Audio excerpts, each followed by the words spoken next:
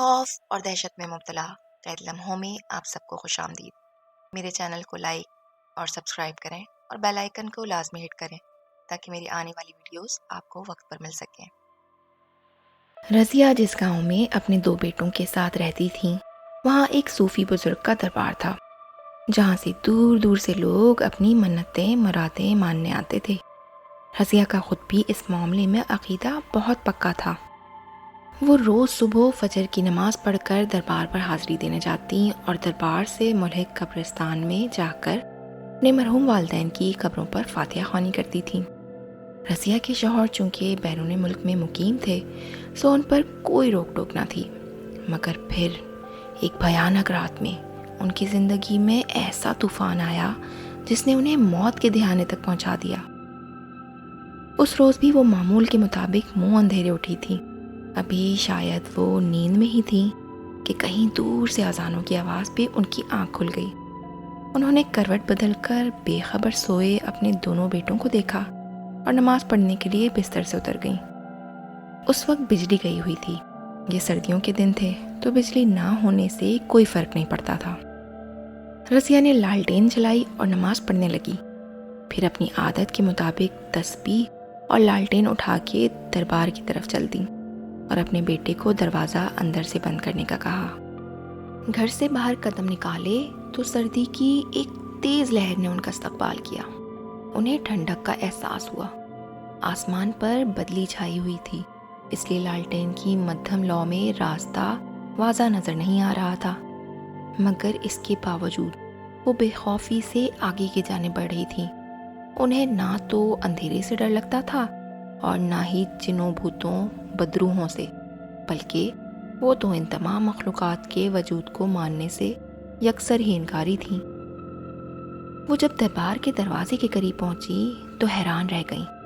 دروازے پر جوتوں کا ڈھیر لگا ہوا تھا، اس ڈھیر میں ہر سائز کے جوتے اور چپلیں تھیں۔ وہ حیران تھیں کہ صبح صبح اتنے سارے لوگ کون ہیں جو دربار میں موجود ہیں۔ اسی حیرانی کی کیفیت میں وہ اندر داخل ہو گئیں۔ اندر کا منظر دیکھ کر ان کی آنکھیں پھٹی کی پھٹی رہ گئیں۔ دربار میں رونق سی لگی ہوئی تھی، کمکموں جھنڈیوں سے دربار سجا ہوا تھا اور اگربتیوں، عطر اور نہ جانے کون کون سی خوشبوؤں سے فضا معطر تھی۔ آج نہ تو عرس ہے اور نہ ہی میلاد یا کوئی اور محفل، پھر دربار کو اتنا کیوں سجایا گیا ہے؟ یہ خیال آتے ہی انہوں نے ایک چھوٹے سے بچے کو پاس بلا کر پوچھا۔ اس بچے کو انہوں نے پہلے کبھی نہیں دیکھا تھا۔ وہ بچہ کچھ کہنے کی بجائے ایک عورت کی طرف اشارہ کر کے باہر کی طرف بھاگ گیا۔ اس سے پہلے کہ وہ اس عورت کی طرف بڑھتی، ایک سمت سے آتے ہوئے مردوں کو دیکھ کر ٹھٹک کر رک گئیں۔ وہاں موجود سب مرد، عورتیں اور بچے ٹکٹکی باندھے رضیہ کو دیکھنے لگے۔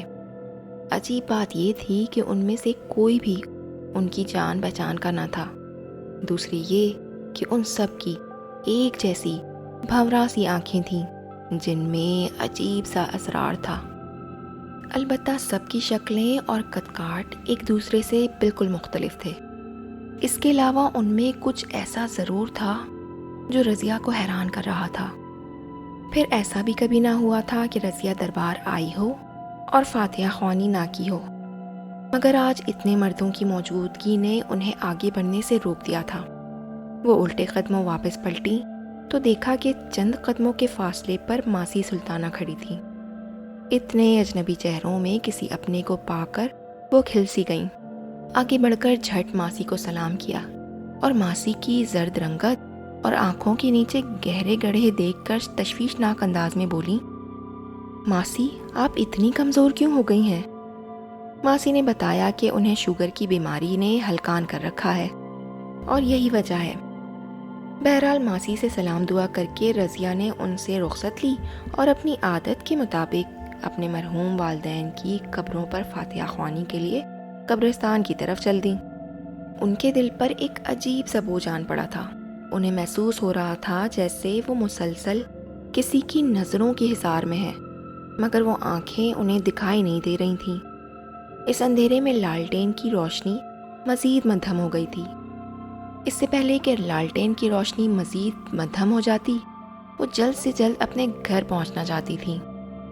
گھر پہنچی تو کافی دیر تک انہیں دروازہ کھٹکھٹانا پڑا کیونکہ ان کے دونوں بیٹوں کی نیند بہت پکی تھی۔ بہرحال قرآن پاک کی تلاوت کرنے کی غرض سے انہوں نے کمرے کی لائٹ آن کی تو نظر وال کلاک پہ پڑی۔ ٹائم دیکھ کر وہ ٹھٹک کر رہ گئیں کیونکہ گھڑی رات کے 3:30 بجا رہی تھی۔ انہیں سمجھ نہیں آ رہا تھا کہ یہ کیا ہے۔ ان کی آنکھ تو فجر کی اذان پر کھلی تھی اور وہ دربار چلی گئی تھیں، مگر گھڑی کے مطابق تو ابھی تہجد کا وقت بھی ختم نہیں ہوا تھا۔ پھر اچانک دربار میں ماسی سلطانہ کا خیال آتے ہی وہ لرز کر رہ گئیں، کیونکہ ماسی سلطانہ کو مرے ہوئے تو 1 سال بیت گیا تھا۔ وہ جنوں بھوتوں وغیرہ پر یقین نہیں رکھتی تھیں، مگر اس وقت وہ خوف سے بری طرح کانپ رہی تھیں۔ رضیہ نے اپنے ساتھ پیش آئے اس واقعے کا ذکر کسی سے نہیں کیا تھا، مگر ان میں واضح طور پر تبدیلی آ گئی تھی۔ پہلے وہ صرف فجر کے وقت دربار جاتی تھی، مگر اب وہ ہر وقت وہاں جانے کو بےتاب نظر آتی۔ ایک عجیب سی بے چینی ان کے اندر سرایت کر گئی تھی۔ ایک انجانا سا خوف ان کے دل و دماغ پر چھا گیا تھا، جانے کیا بات انہیں تنگ کر رہی تھی۔ پھر ایک رات رضیہ کی حالت غیر ہو گئی۔ ان کی دونوں آنکھیں باہر کو ابلی ہوئی تھیں، اپنے بالوں کو وہ بری طرح نوچ رہی تھیں اور نامانوس سی زبان میں باتیں کر رہی تھیں۔ ان کے بیٹوں نے انہیں سنبھالنے کی بہت کوشش کی، مگر ناکام رہے تو جلدی سے ان کا ایک بیٹا بھاگتا ہوا پڑوس سے اپنے خالہ خالو کو بلا لایا۔ رضیہ کی بہن ان کی حالت دیکھ کر رونے لگی، جبکہ ان کے بہنوئی فوراً سمجھ گئے کہ ان پر ضرور کوئی غیبی مخلوق کا اثر ہو گیا ہے۔ وہ جلدی سے گاؤں کے مولوی صاحب کو بلانے چلے گئے۔ کچھ دیر بعد مولوی صاحب بھی آ گئے۔ مولوی صاحب ان پہ دم کرتے رہے، جس سے ان کی حالت قدرے بہتر ہو گئی، مگر یہ افاقہ وقتی تھا۔ رفتہ رفتہ رضیہ کی حالت روز بروز عجیب سی ہوتی چلی گئی، جس سے سارا گھر پریشان ہو گیا تھا۔ وہ روز رات کو سب کے سونے کے بعد قبرستان چلی جاتی اور صبح بے ہوشی کی حالت میں پائی جاتی تھی۔ اس صورتحال نے سب کو فکر مند کر دیا تھا۔ رضیہ کی بہنوئی کو ان کے ایک قریبی دوست کی توسط سے ایک پہنچے ہوئے روحانی علاج کرنے والے بزرگ کا پتہ چلا۔ رضیہ کے تمام حالات سن کر انہوں نے اگلے دن آنے کا وعدہ کیا، لیکن اس رات رضیہ کے ساتھ خوفناک حادثہ پیش آ گیا۔ وہ کسی انجانی قوت کے تحت اپنے گھر سے باہر نکل گئی۔ وہ ایک خوفناک رات تھی۔ بجلی کی کڑک، طوفانی بارش، تیز ہوا کی سرسراہٹ، غرض ہر چیز اس رات کی پراسراریت میں اضافہ کر رہی تھی۔ اب تو رضیہ جن بھوتوں کے وجود کی قائل بھی ہو چکی تھی، مگر ان کا خود پر اختیار نہ تھا۔ وہ انجانی قوت کے بس میں قبرستان پہنچی تو قبرستان کے ساتھ والے میدان میں بہت سے مرد، عورتیں، بچے سفید کپڑوں میں ملبوس ٹولیوں کی شکل میں بیٹھے تھے۔ انہیں دیکھ کر ایسا لگ رہا تھا جیسے بہت سارے مردے اپنی قبروں سے نکل کر ٹھنڈی ہوا کھانے باہر آ بیٹھے ہوں۔ جب بجلی چمکتی تو یہ منظر اور بھی خوفناک لگتا۔ رضیہ کو قبرستان میں داخل ہوتا دیکھ کر وہ سب اپنی جگہ سے اٹھ کر ان کی جانب بڑھنے لگے۔ رضیہ خوف کے مارے تھر تھر کانپنے لگی۔ وہ کسی غیر مرئی قوت کے زیر اثر غیر ارادی طور پر ایک طرف کو چل رہی تھی اور ایک قبر کے قریب پہنچ کر رک گئی۔ وہ آگے بڑھنا چاہتی تھی، مگر جیسے ان کے پاؤں وہاں جم سے گئے ہوں۔ پھر انہوں نے ایک خوفناک منظر دیکھا۔ جس قبر کے قریب وہ کھڑی تھی، ایک دم ہی وہ قبر پھٹ کر 2 حصوں میں تقسیم ہو گئی اور اس میں سے دھواں اٹھنے لگا، جس میں سے بہت ناگوار بدبو کے بھبکے اٹھ رہے تھے کہ سانس لینا بھی محال ہو رہا تھا۔ یکایک کسی نے ان کو زور سے دھکا دیا اور وہ اسی پھٹی ہوئی قبر میں منہ کے بل جا گریں۔ اسی وقت زور کی بجلی کڑکنے پر لمحے بھر کے لیے روشنی پھیل گئی، جس میں ان کے سامنے بہت ہی بھیانک منظر تھا۔ ایک بہت ہی خوفناک چڑیل ان کے سامنے کھڑی تھی، جس کے پورے چہرے اور جسم پر بال تھے۔ اس کے تانبے جیسے ناخون اور لمبے لمبے باہر کو نکلے دانت تھے۔ اس نے اپنے ناخون پوری طرح رضیہ کے بازوؤں میں پیوست کر دیے۔ اف اللہ کہتے ہوئے رضیہ نے بے ساختہ زوردار چیخ ماری۔ ان کے منہ سے اللہ کا نام نکلتے ہی چڑیل نے ایک جھٹکے سے انہیں چھوڑ دیا۔ بس اسی لمحے رضیہ نے اپنا تمام تر حوصلہ یکجا کرتے ہوئے قبر سے باہر چھلانگ لگا دی اور ایک طرف کو بھاگ کھڑی ہوئی۔ ان کے بازوؤں سے خون بہہ رہا تھا، جبکہ وہ تمام خوفناک مردے اور وہ چڑیل بھی ان کے پیچھے بھاگ رہے تھے۔ قریب تھا کہ وہ سب کے سب رضیہ کے سر پر پہنچ جاتے۔ اسی وقت رضیہ کو راستے میں پڑے ایک پتھر سے ٹھوکر لگی اور وہ وہیں گر کر بے ہوش ہو گئی۔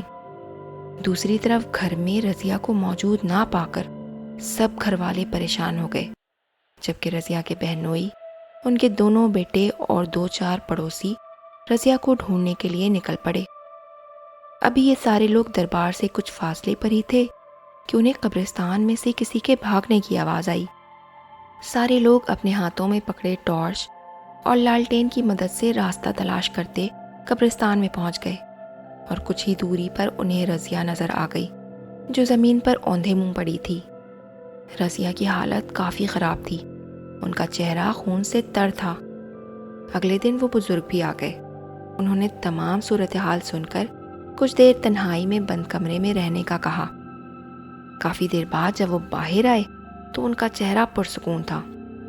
انہوں نے بتایا کہ جانے انجانے میں رضیہ جنات کی محفل میں پہنچ گئی تھی جو کہ دربار کے احاطے میں چل رہی تھی، اس لیے جنات ان کے دشمن بن گئے تھے، اور گزشتہ رات اگر وقت پر انہیں قبرستان سے نہ لایا جاتا تو وہ جنات انہیں ہلاک کر دیتے۔ مگر اب ان بزرگ نے ان تمام جنات سے درخواست کی ہے کہ وہ رضیہ کو معاف کر دیں، اور جنات نے صرف اس شرط پر انہیں معاف کر دیا کہ آئندہ کبھی رضیہ ان کے راستے میں نہیں آئے۔ اس حادثے کے بعد رضیہ کے دل میں ایسا خوف بیٹھ گیا کہ وہ پھر کبھی قبرستان نہ گئیں، مگر اکثر ہی وہ راتوں کو ڈر کر اٹھ جاتی ہیں۔